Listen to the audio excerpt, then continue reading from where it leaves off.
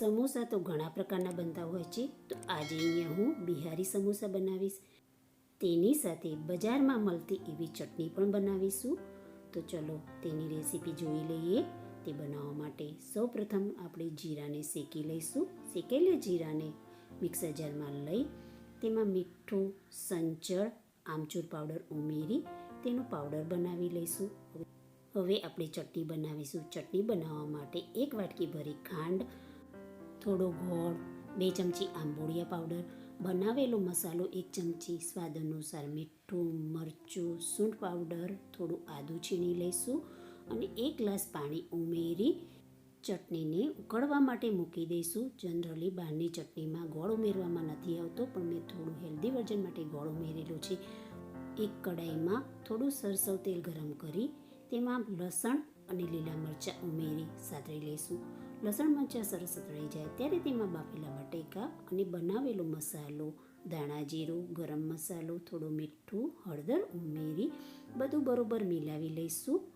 બટેકાને થોડા ભાગી લઈશું અને પૂરણ તૈયાર કરીશું. હવે તેમાં ફ્રેશ ફુદીનો લઈ થોડો સમારી અને ઉમેરી લઈશું.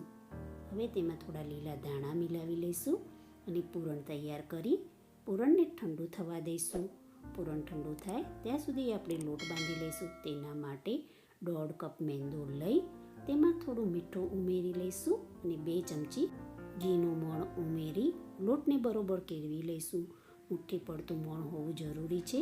હવે જરૂર મુજબ પાણી ઉમેરી કણક બાંધી તૈયાર કરી લઈશું. કણકને ઢાંકી 10 મિનિટ માટે રેસ્ટ આપીશું. રેસ્ટ આપેલી કણકને કેળવી તેમાંથી લુવા કરી લંબગોળ રોટલી વણી લઈશું. વચ્ચે કટ આપી કિનારીએ પાણી લગાવી તૈયાર કરેલું પૂરણ તેમાં ભરી ફરી કિનારી પર પાણી લગાવી સીલ કરી સમોસા વાળી લઈશું. વાળેલા સમોસાને પ્લેટમાં મૂકી દઈશું. આ રીતે બધા સમોસા વાળી તૈયાર કરી લઈશું. બધા સમોસા વળીને તૈયાર છે.